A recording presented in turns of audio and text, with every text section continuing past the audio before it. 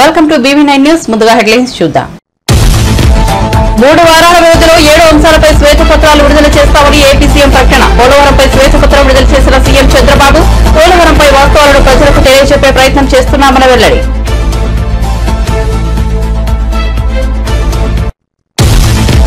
CM Revanth Reddy సమక్షంలో కాంగ్రెస్ లో చేరిన కాళే యాదయ్య. చేవల నుంచి 268 ఓట్ల మెజార్టీతో గెలిచిన కాళే యాదయ్య ఇప్పటివరకు కాంగ్రెస్ లో చేరిన 6 ఎమ్మెల్యేలు.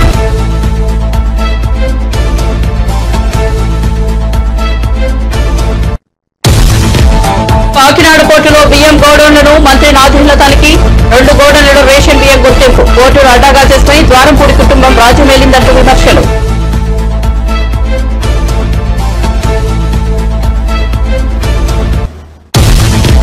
విమానాశ్రయంలో పైకప్పు కూలిన ఘటనపై స్పందించిన మంత్రి రామ్మోహన్ నాయుడు. కూలిన టెర్మినల్ పైకప్పు అది మోదీ ప్రారంభించింది కాదని వెల్లడి. మృతుడి కుటుంబానికి 20 లక్షల పరిహారం ప్రకటించిన రామ్మోహన్.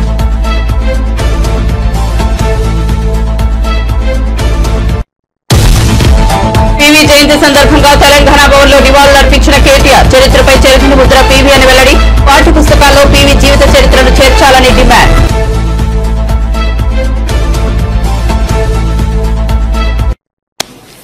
రాష్ట్ర అభివృద్ధికి జీవనాడి పోలవరం.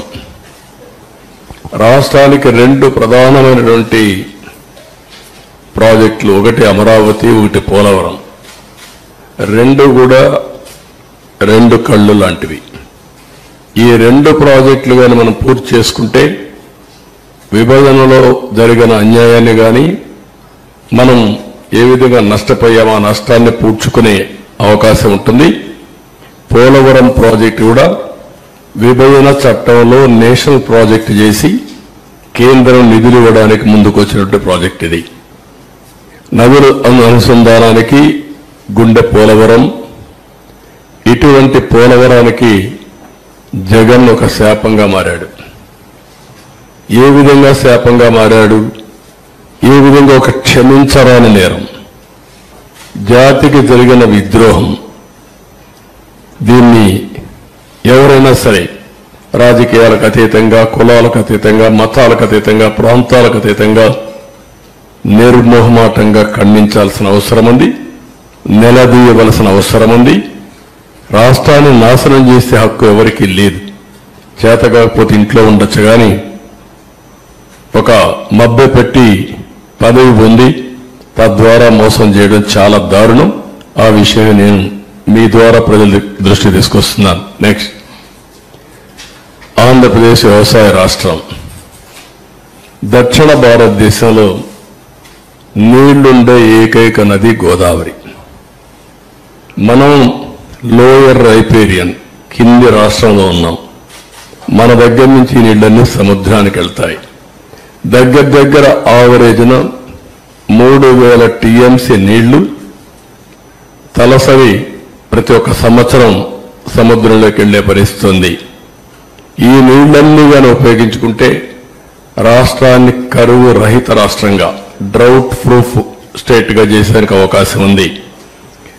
డెల్టా స్థిరీకరణతో పాటు ఉత్తరాంధ్ర, రాయలసీమ తాగునీరు, సాగునీరు దించే బహుళార్థ సాధక జాతీయ ప్రాజెక్టు. అదే మరిగా ఈ వరదలు ఇవన్నీ వచ్చినప్పుడు కానీ, మామూలుగా కానీ జల విద్యుత్, హైడ్రో అనేది చాలా ముఖ్యం. ఇప్పుడు సోలార్ విండ్ వచ్చింది. సోలార్ డే టైం వస్తుంది, విండ్ నైట్ ఈవినింగ్ టైం వస్తుంది. మిగిలిన గ్యాప్ ఏదైతే మనకు కొన్నిసార్లు కరెంటు కొరత ఉంటుంది, పీక్ లోడ్ ఫ్యాక్టర్, అప్పుడు ఈ హైడ్రో ఉంటే ఎప్పుడైనా ఆన్ చేసుకోవచ్చు, ఎప్పుడైనా ఆఫ్ చేసుకోవచ్చు. ఆ విధంగా కూడా హైబ్రిడ్ మోడల్ తేవడానికి ఐడిల్ పవర్ చాలా ఉపయోగపడుతుంది. అలాంటి ప్రాజెక్ట్ ఇది. దీన్ని మనం చూస్తే 2014లో రాష్ట్ర విభజన జరిగింది, కానీ చాలా నష్టపోయామని అందరికీ ఆవేదన ఉంది. కానీ ఆ నష్టం కంటే 1924లో జరిగిన జగన్ విధ్వంసం రాష్ట్రానికి శాపంగా మారింది. దానికంటే ఎక్కువ నష్టం జరిగింది. ఇది రాష్ట్రంలో ఉండే ప్రజానికం అంతా కూడా చర్చ చేయాల్సిన అవసరం ఉంది. నెక్స్ట్, ఈ ప్రాజెక్ట్ ప్రొఫైల్ ఒకసారి మనం చూస్తే దేశ రాజధాని ఢిల్లీలో టెర్మినల్ 1 విమానాశ్రయంలో పైకప్పు కూలిన ఘటనపై కేంద్ర పౌర విమానయాన శాఖ మంత్రి రామ్మోహన్ నాయుడు స్పందించారు. పైకప్పు కూలిన ఘటనపై వ్యక్తిగతంగా పర్యవేక్షిస్తున్నానని వెల్లడించారు. టెర్మినల్ 1 వద్ద ఉన్న ప్రయాణికులు అందరికీ సహాయం వెంటనే అందించాలని అధికారులను ఆదేశించినట్టు రామ్మోహన్ నాయుడు వెల్లడించారు. ఘటనలో ఒకరు చనిపోయారు. మృతుడి కుటుంబానికి 20 లక్షల ఆర్థిక సాయం అందజేస్తామని కేంద్ర మంత్రి రామ్మోహన్ నాయుడు ప్రకటించారు. Like you have said, this structure has been built in 2009, and what we have asked the DIAL, Delhi International Airport Limited, also is to do a verification inspection from their side. But we are not just leaving it up to themselves. The ministry, from the ministry, we have DGCA also, which underlooks the safety aspect. So they will also be supervisioning this inspection, and they will also give us a report. And from our ministry side, I can assure you that this is taken as a very serious incident also, not just in this airport but across the country. Any airports that are with similar structures, we will have to go through them all again, and we will do a thorough checking of all the necessary airports that come under our purview, and we will take the necessary report, and we will see if there is a requirement for an independent body also.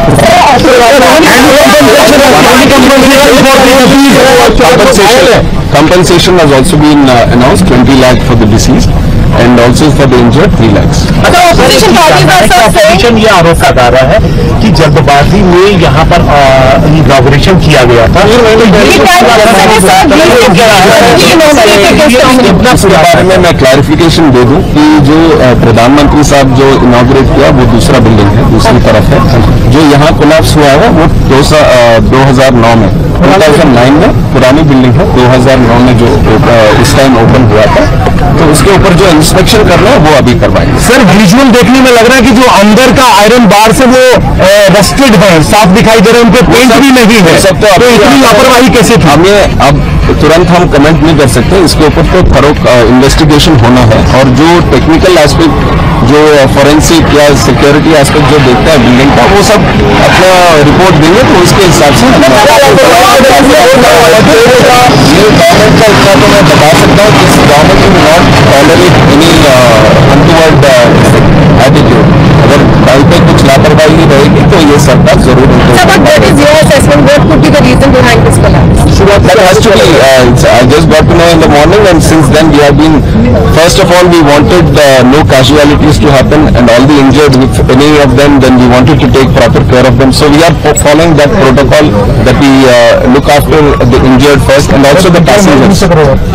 Whoever are supposed to be traveling from here, we wanted to give them assurance and safety, and also the convenience of traveling again. So that aspect we are taking care of right now. Any technical incidents that you are referring to will all be commented upon.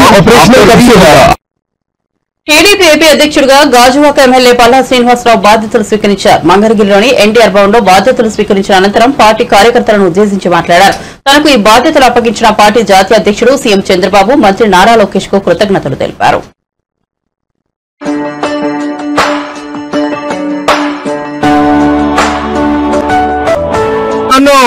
Telugu Desam party రాష్ట్ర అధ్యక్షులుగా నియమించినటువంటి నా శక్తి సామర్థ్యాల పైన నమ్మకంతో ఈ బాధ్యత నా మీద పెట్టినందుకు మన తెలుగుదేశం పార్టీ జాతీయ అధ్యక్షులు ముఖ్యమంత్రి నారా చంద్రబాబు నాయుడు గారికి, అలాగే లోకేష్ బాబు గారి యొక్క నమ్మకాన్ని నేను ఉంచుకొని ఆ నమ్మకాన్ని ఒమ్ము కాకుండా ముందుకు వెళ్తానని చెప్పి ఈ సందర్భంగా తెలియజేస్తున్నా. ఈ రోజు నా ముందున్నటువంటి ప్రధానమైనటువంటి బాధ్యత ముఖ్యంగా కార్యకర్తల్ని వారికి సముచిత స్థానం కల్పించి, ముఖ్యంగా నామినేటెడ్ పదవుల ద్వారా ప్రభుత్వంతో భాగస్వామ్యం చేసి ముందుకు తీసుకెళ్లడమే నా ప్రధానమైనటువంటి బాధ్యతగా నేను మీకు ఈ సందర్భంగా తెలియజేస్తున్నా. అధికార పక్షం ఎన్ని ఇబ్బందులు పెట్టినా ప్రతిపక్షంగా ఓర్చుకుంటూ ప్రజా సమస్యల మీద పోరాటం చేస్తూ పార్టీ యొక్క సిద్ధాంతాలు కట్టుబడుతూ అధినాయకుడు ఒక ఆలోచనని ముందుకు తీసుకువెళ్తూ ఈ రోజు పార్టీ అధికారం తేవడం జరిగింది. ఈ వేదిక నుంచి ఈ రాష్ట్రంలో ఉన్నటువంటి ప్రతి తెలుగుదేశం పార్టీ కార్యకర్తకి, నాయకులకి తెలియజేసేది ఒకటే, మేము అనుక్షణం మీతోనే ఉంటాం. మీ భవిష్యత్తు మా బాధ్యతగా మీకు ఈ సందర్భంగా తెలియజేస్తున్నాం. అదే గత ప్రభుత్వం చూశారు, అధికారం అనేసరికి ప్రతిపక్ష నేతలను అనగొడదాం, వాళ్ళ మీద కేసులు పెడదాం, వాళ్ళని అధికారాన్ని అపహాసం చేస్తూ కేవలం ప్రతిపక్ష నేతలను అనగొట్టడానికే వాళ్ళ అధికారం వినియోగించారు. అందుకే ఈ రోజు ప్రజలు వాళ్ళకి బుద్ధి చెప్పి ఇంటికి పంపించారు. సోదరులారా, కనుకనే మనం ఇవన్నీ కూడా మనం దృష్టిలో పెట్టుకోవాల్సినటువంటి అవసరం ఉంది. గడిచిన 5 సంవత్సరాలుగా ఏవైతే రాజకీయ ప్రేరేపిత కేసులు ఉన్నాయో అవన్నీ కూడా 3 నెలల్లోనే తీపిస్తామని చెప్పి ఈ సందర్భంగా తెలియజేస్తున్నాం. మనం లెక్క తేల్చాల్సినటువంటి అవసరం కూడా ఉంది. ఉందా లేదా? ఏదైతే అధికారాన్ని దుర్వినియోగం చేసి ఇష్టానుసారం చేశారో వాళ్ళకి బుద్ధి చెప్తా. ఏపీ పౌర సరఫరాల శాఖ మంత్రి నాదెండ్ల మనోహర్ కాకినాడలో పర్యటించారు. కాకినాడ పోర్టు వద్ద బియ్యం గోడౌన్లలో తనిఖీలు చేపట్టారు. 2 గోడౌన్లలో రేషన్ బియ్యం ఉన్నట్టు గుర్తించారు. ఆ 2 గోడౌన్లలోని 4700 టన్నుల రేషన్ బియ్యాన్ని సీజ్ చేయాలని అధికారులను మంత్రి ఆదేశించారు. తన పర్యటనలో భాగంగా మంత్రి నాదెండ్ల మనోహర్ కాకినాడ జిల్లా కలెక్టరేట్ సమీక్ష నిర్వహించారు. మాజీ ఎమ్మెల్యే ద్వారంపూడి చంద్రశేఖర్ రెడ్డి కుటుంబం కోసం ప్రభుత్వ శాఖలన్నీ పనిచేశాయని విమర్శించారు. గ్రీన్ ఛానల్ ఏర్పాటు చేసి కాకినాడకు 1000 లారీల బియ్యం తరలించారని, పోర్టును అడ్డాగా చేసుకుని ద్వారంపూడి కుటుంబం రాజ్యమేరిందని ఆరోపించారు. అయితే కూటమి ప్రభుత్వంలో అలాంటివి చెల్లవని, అధికారులు కూడా పద్ధతి మార్చుకోవాలని స్పష్టం చేశారు. 251 మండల లెవెల్ స్టాక్ పాయింట్లో 189 చోట్ల మాకు వేరియన్స్ కనపడింది. ఆ వేరియన్స్ ని బేస్ చేసుకుని ఎవరైతే సప్లయర్స్ స్టాక్ అందించారో వాళ్ళపైన 19 కేసులు ఆల్రెడీ నమోదు చేయడం జరిగింది. వాళ్ళని బ్లాక్ లిస్ట్ చేయడం కూడా జరిగింది. ఈ విధంగా మేము ఒక పారదర్శకంగా, ఎందుకంటే మన కాకినాడలోనే చూస్తున్నాం, ఇది మాఫియా మాఫియా అంటారు కానీ వ్యవస్థీకృత మాఫియా ఉంది మనకి ఇక్కడ. చిత్తూరు నుంచి కాకినాడ వరకు గ్రీన్ ఛానల్ నడిపించారు వాళ్ళు ఇన్ని రోజుల నుంచి. ఎక్కడ చూసినా లారీలు విపరీతంగా ఇక్కడికి వచ్చి కాకినాడ పోర్టుని ఒక అడ్డాగా మార్చుకుని ఒక కుటుంబానికి లబ్ధి జరిగే విధంగా రాష్ట్ర వ్యాప్తంగా దోపిడీ జరిగిపోయింది. ఎంత దుర్మార్గంగా వ్యవహరించారంటే పేదవాడి పొట్టగొట్టి ఈ ఆహార మాఫియా సృష్టించి ప్రతి మండలంలో కూడా వీళ్ళు ధాన్యం సేకరించుకుని ప్రభుత్వం 39 రూపాయలు పర్ కిలో బియ్యం అందిస్తుంటే 7 రూపాయలకి, 8 రూపాయలకి, 10 రూపాయలకి వీళ్ళు కిలో కొనేసి ఎక్స్పోర్ట్ చేసుకుని 1000 కోట్ల రూపాయలు సంపాదించారు. ఉదయం నుంచి క్షేత్రస్థాయిలో అనేక ప్రాంతాల్లో సిబ్బంది ఏర్పాటు చేసి, టీమ్స్ ఏర్పాటు చేసి 10 చోట్ల దాడులు జరుగుతున్నాయి. ఇది కొనసాగుతాయి. ఆ మార్పు తీసుకొచ్చే వరకు ఖచ్చితంగా క్షేత్రస్థాయిలో ప్రతి ఒక్కరూ ప్రభుత్వ విధానానికి అనుగుణంగా పారదర్శకంగా నిజాయితీగా పనిచేస్తేనే వీళ్ళు వ్యవస్థలో ఉంటారు. అది ఎవరైనా ఉండొచ్చు. అధికార యంత్రాంగం కూడా వీళ్ళకి సహకరించింది గతంలో, ఇప్పుడు జరగదు. కేవలం ఒక ద్వారంపూడి కుటుంబానికే నిలవే విధంగా వ్యవస్థను మొత్తం మారిస్తే మాత్రం ప్రభుత్వం దానికోసం కాదు. అంతిమంగా రైతుకి లబ్ధి కలగాలి, వినియోగదారుడికి నిజాయితీగా మేము చేసే సరఫరా భరోసా కల్పించాలి. దీంట్లో ఎక్కడ కూడా కాంప్రమైజ్ ఉండదు. 100% మేము తీసుకోవాల్సిన చర్యలు తీసుకుంటాం. వీళ్ళపైన క్రిమినల్ కేసులు రిజిస్టర్ చేస్తాం. ఎవరు ఇటువంటి అవకతవకలు పొరపాట్లు చేసినా ఎక్కడ కూడా సహించాం. రైతులకి మేము అందించాల్సిన ధాన్యం కొనుగోలు డబ్బుల విషయంలో నేను ఈరోజు ఒక సమాచారం మాత్రం మీ దృష్టికి తీసుకొస్తాను. సివిల్ సప్లైస్ కార్పొరేషన్ ద్వారా గత ప్రభుత్వం 36,300 కోట్ల రూపాయలు అప్పులు చేశారు. అసలు ఊహించలేము మనం. అన్ని కార్పొరేషన్లో కూడా నంబర్ 1 స్థానాన్ని తీసుకెళ్లారు మేము మమ్మల్ని అప్పుల్లో. 36,300 కోట్ల రూపాయలు అప్పులు చేసి రైతులకు మాత్రం 1,600 కోట్ల రూపాయలు బకాయిలు వదిలేసి వెళ్ళిపోయారు. ఇది వాళ్ళ నిజాయితీ. 251 మండల లెవెల్ స్టాక్ పాయింట్లో 189 చోట్ల మాకు వేరియన్స్ కనపడింది. ఆ వేరియన్స్ ని బేస్ చేసుకుని ఎవరైతే సప్లయర్స్ స్టాక్ అందించారో వాళ్ళపైన 19 కేసులు ఆల్రెడీ నమోదు చేయడం జరిగింది. వాళ్ళ బ్లాక్ లిస్ట్ చేయడం కూడా జరిగింది. ఈ విధంగా మేము ఒక పారదర్శకంగా, ఎందుకంటే మన కాకినాడలో చూస్తున్నాం, ఇప్పుడు మాఫియా అంటారు కానీ వ్యవస్థ. భారతరత్న మాజీ ప్రధాని పివి నరసింహారావు జయంతి సందర్భంగా తెలుగు రాష్ట్రాలు అత్యంత ఘనంగా జరుపుకుంటున్నాయి. తెలంగాణ భవన్ లో మాజీ ప్రధాని భారతరత్న పివి నరసింహారావు జయంతి సందర్భంగా పివి చిత్రపటం వద్ద బీఆర్ఎస్ వర్కింగ్ ప్రెసిడెంట్ కేటీఆర్ నివాళులర్పించారు. ఈ కార్యక్రమంలో మాజీ మంత్రి జగదీష్ రెడ్డి, మహమూద్ అలీ, పివి కూతురు ఎమ్మెల్సీ వాణిదేవి, మాలోత్ కవిత తదితరులు పాల్గొన్నారు. పరిస్థితుల్లో ఆనాడు ఆర్థికంగా పతనమైన పరిస్థితుల్లో ఒక ప్రధానమంత్రి పదవి అధిష్ఠించడం జరిగింది. కానీ ఈరోజు వెనక్కి తిరిగి చూసుకుంటే బిఫోర్ పీవీ ఆఫ్టర్ పీవీ అన్న స్థాయిలో 1991, 96 ఆ కాలం ఏదైతే ఉన్నదో 5 ఏళ్ల కాలం భారతదేశ ఆర్థిక వ్యవస్థను, ఆర్థిక ముఖ చిత్రాన్నే మార్చిన ప్రధానమంత్రిగా పివి నరసింహారావు గారి పేరు ఎవరైనా సరే తలుచుకోక తప్పదు. ఒక రాజకీయాలతో సంబంధం లేని మన్మోహన్ సింగ్ గారిని తీసుకొచ్చి ఆర్థిక మంత్రి చేసి, తర్వాత విప్లవాత్మకమైన ఆర్థిక సంస్కరణలు తీసుకొచ్చి పూర్తి స్థాయిలో ఈ దేశం మరి సంస్కరణల బాట వైపు నడిపించిన మహానుభావుడు గౌరవనీయులు పివి నరసింహారావు గారు. 16 భాషల్లో అఖండమైన పట్టున్న, కొన్ని సందర్భాల్లో మౌనమే తన భాషగా నడిపిన చతురుడు, రాజనీతిజ్ఞుడు పివి గారు. పివి నరసింహారావు గారి వ్యక్తిత్వం కానీ, ఆయన బహుముఖీనమైన ప్రజ్ఞాపాఠవాలు కానీ దగ్గర నుండి చూసిన వారి కుటుంబానికి కానీ, వారి అభిమానులకు కానీ, ప్రజలకు కానీ బాగా తెలుసు. ఒక కవిగా, కథకుడిగా, సాహిత్యపరుడిగా, అదేవిధంగా అఖండమైన సామాజిక స్పృహ ఉన్న నాయకుడిగా, ఒక సంస్కరణశీలిగా పివి నరసింహారావు గారిని చరిత్ర ఎన్నటికీ కూడా మర్చిపోదు.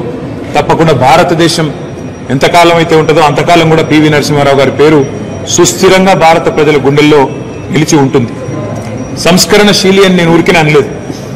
ఆనాడు ముఖ్యమంత్రిగా భారతదేశమే అచ్చరు ఉండే విధంగా తాను స్వయంగా పెద్ద భూస్వామ్య కుటుంబం నుంచి వచ్చిన తన సొంత భూమి 100 ఎకరాలు, దాదాపు 800 ఎకరాలు ఆనాడు భూ సంస్కరణలో భాగంగా తాను ముందుండి, చారిటీ బిగిన్స్ ఎట్ హోమ్ అంటారు, తాను ముందుండి తన కుటుంబానికి సంబంధించిన 800 ఎకరాలను ప్రభుత్వానికి దారాదత్తం చేసి దేశానికి ఆదర్శంగా నిలబడ్డ నాయకుడు శ్రీ పివి నరసింహారావు గారు.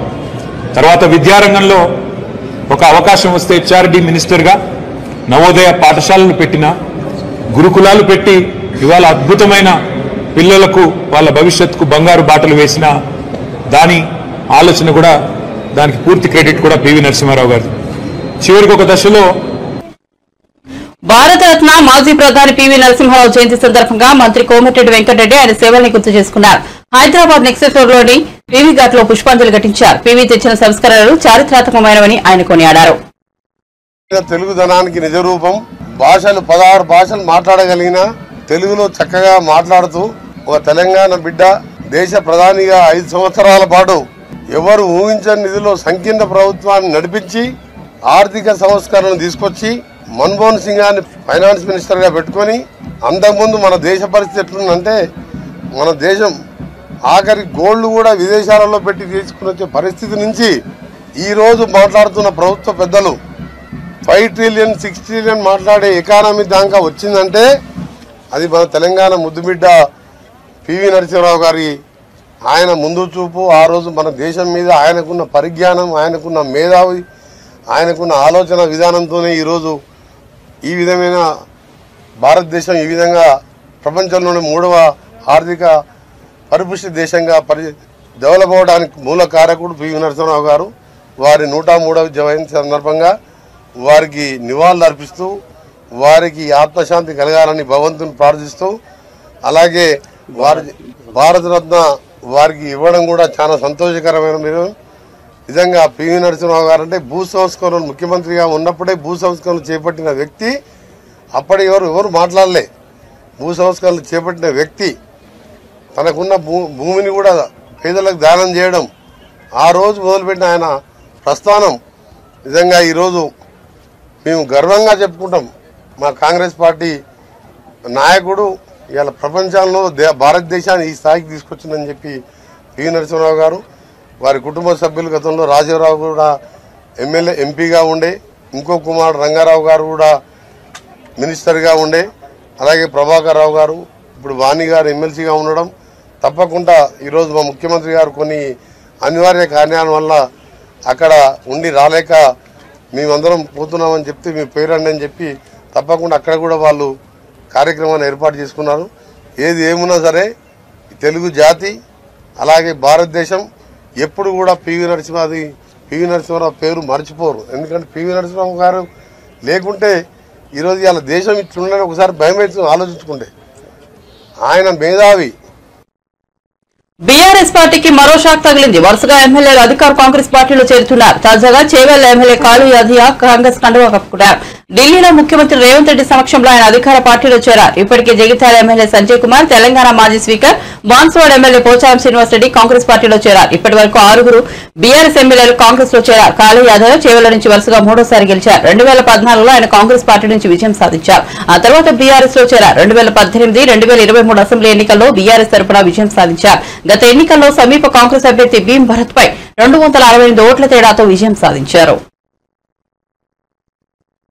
సీఎం రేవంత్ రెడ్డితో పాటు ఆయన కేబినెట్ లోని మంత్రులందరూ ఏది అడిగినా తమకు తెలియదు, సంబంధం లేదు అంటున్నారు. ఇది ప్రజాపాలన లేక దుర్గ్రపాలన?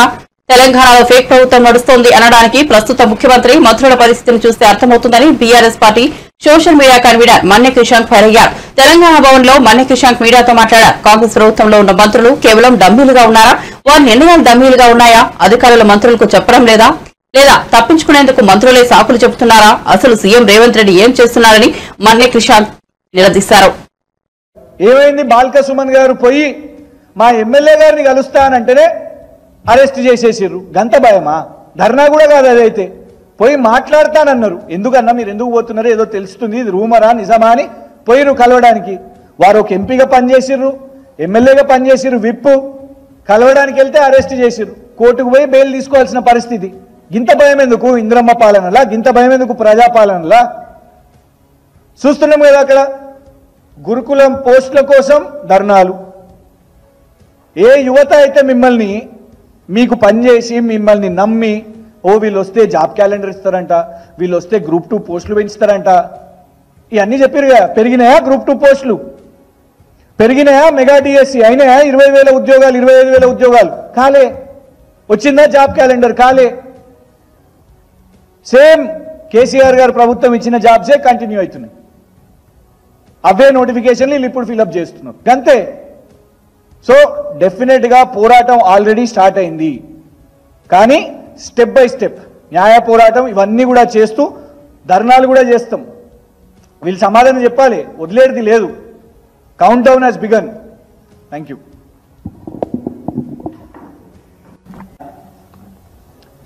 అధికారులు వాళ్ళకి చెప్తలేరా, లేదంటే మంత్రులే తప్పించుకోవడానికి ఈ సాకులు చెప్తున్నారా? మొన్నటికి మొన్న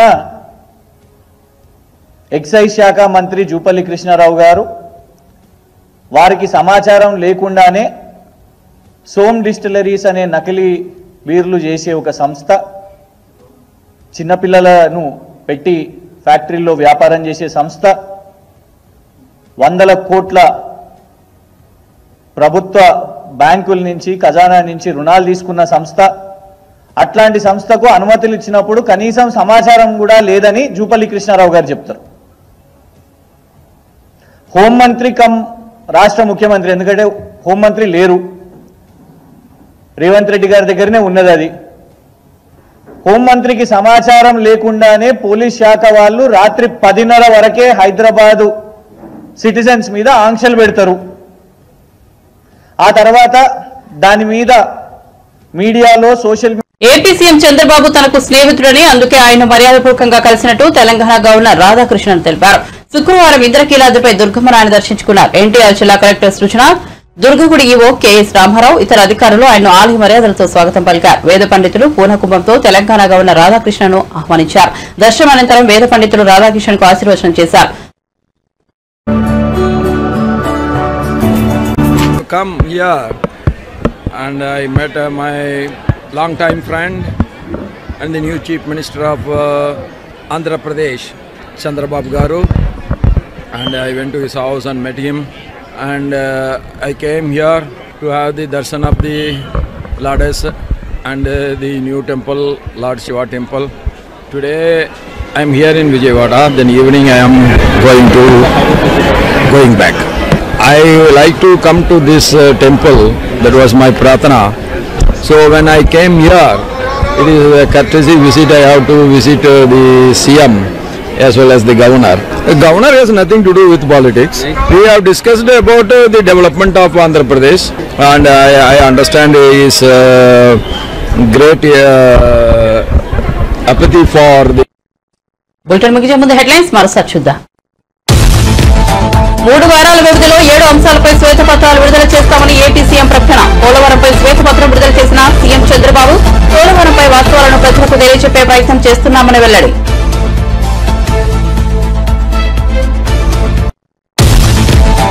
సీఎం రేవంత్ రెడ్డి సమక్షంలో కాంగ్రెస్ లో చేరిన కాళేయాదయ్య. చేవల నుంచి 268 ఓట్ల మెజార్టీతో గెలిచిన కాళేయాదయ్య ఇప్పటివరకు కాంగ్రెస్ లో చేరిన 6 ఎమ్మెల్యేలు.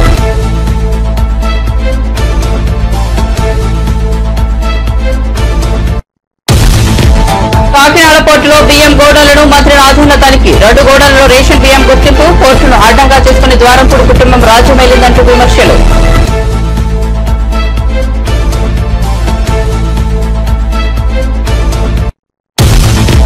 విమానాశ్రయంలో పైకప్పు కూలిన ఘటనపై స్పందించిన మంత్రి రామ్మోహన్ నాయుడు. కూలిన టెంపుల్ పైకప్పు అది మోదీ ప్రారంభించింది కాదని వెల్లడి. మృతుడి కుటుంబానికి 20 లక్షల పరిహారం ప్రకటించిన రామ్మోహన్.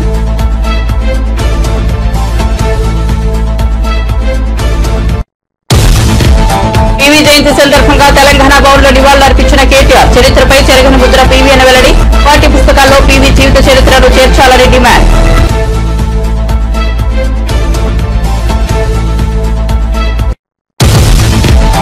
విజయవాడ దుర్గమ్మను దర్శించుకున్న తెలంగాణ గవర్నర్ రాధాకృష్ణన్. ఆలయ మర్యాదలతో స్వాగతం పలికిన అధికారులు. రాజ్భవన్లో ఏపీ గవర్నర్ ఎస్ అబ్దుల్ నజీర్తో భేటీ కానున్నట్లు రాధాకృష్ణన్ వెల్లడి.